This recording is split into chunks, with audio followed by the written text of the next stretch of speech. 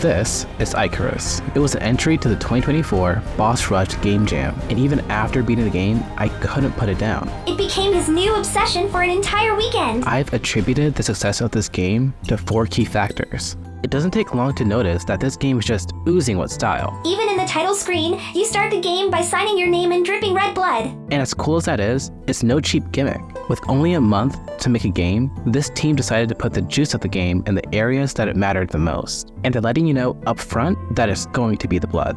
As a side note, I feel like this video might get a little weird if I keep saying the word blood, so I'm gonna start calling it ketchup. He's not kidding. The game is full of this stuff. It's in the enemies, the walls, you absorb it, you unabsorb it, you heal with it, and sometimes even attack with it. The tutorial starts with you in a dark room with nothing but a sack hanging from a hook. A mysterious voice tells you how to attack.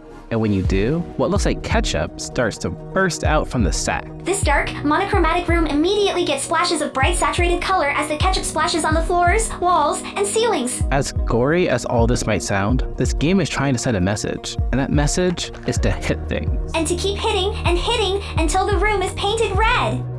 Java? What? What did I say? Okay, your tone My is just a tone? little I thought that was pretty aggressive. good. You have to tone it down. You're scaring What the do you audience. mean aggressive? It's just a little aggressive. What It's did a you little much. expect? It's a It's bit an much. aggressive game.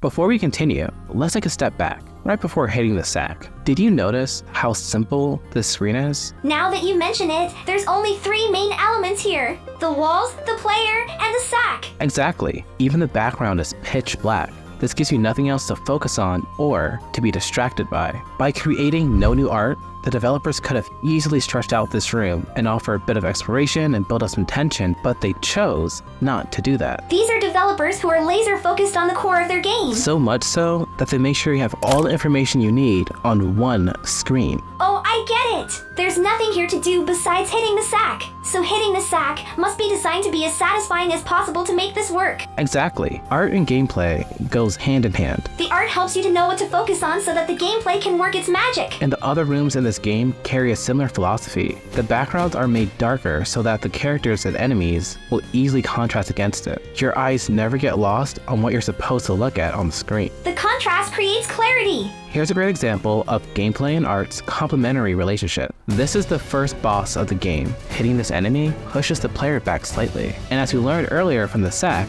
when you land a hit on an enemy, it sprays ketchup. But if you keep hitting the enemy without readjusting your player character, you'll eventually be out of striking distance. And when that happens... That means no more ketchup. Exactly. This is what's called visual feedback. When the visuals, or a lack thereof, communicates important information back to the player. There's also something called auditory feedback that relates to sounds, but that's out of scope for this video. The point I'm trying to make here is that these small but intentional choices is what makes this game and many others so satisfying to play. If you can identify what the core of your game is and then double down on it from as many angles as you possibly can, you'll soon find yourself with a game people can't put down. Before I continue, I want to let you all know that I now have a free VFX pack. It comes with sprite sheets and PNG sequences, so it's great for game engines, video editing, and illustrations. It's completely free. You can download it in the link below. Another thing that this game does extremely well is its accessibility and playstyles. The player has a standard melee attack, he can attack while walking, he can attack up, he can jump and attack, he can dash, and he can heal by gathering the ketchup and sticking on the walls. That's a lot.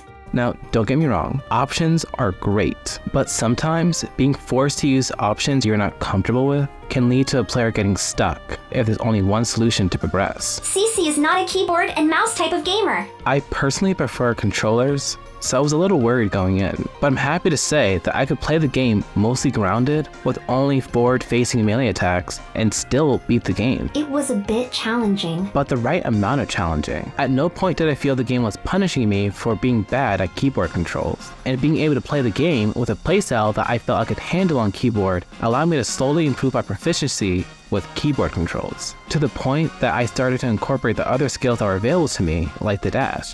It was really satisfying to go back and use more of the tools the developers created at a point when I felt I was ready to use them. Which brings us to our next topic. Boss fight.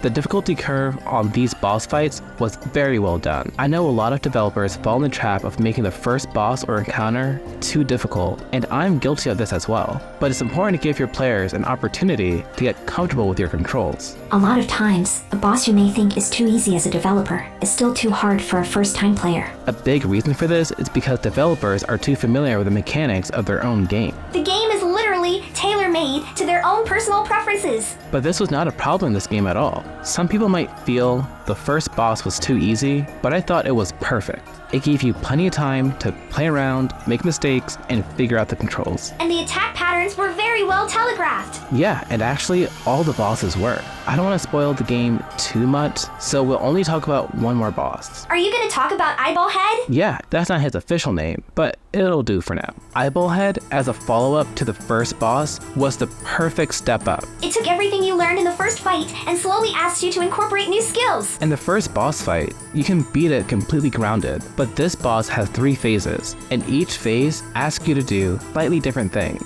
In the first phase, he teleports and throws eyeballs at you, so you can stay mostly grounded if you like.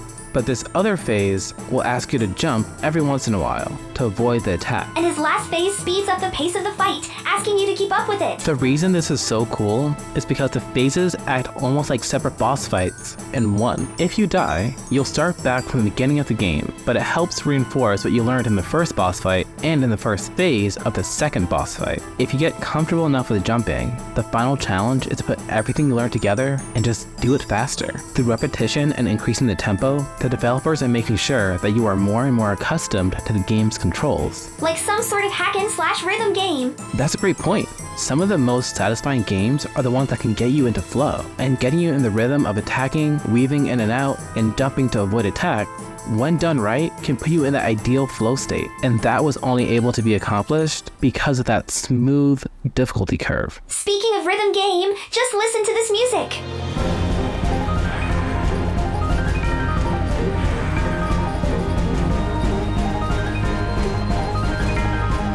There's so many more things to gush about with this game, but the last thing I'll say is that the music in this game takes everything the game already has going for it and just elevates it. We're big fans of the soundtrack. Once again, if it's not clear, I am very impressed with the team. How could you not want to take on a rush of bosses to a soundtrack like this? Check out the game by clicking the link below. Thanks for watching!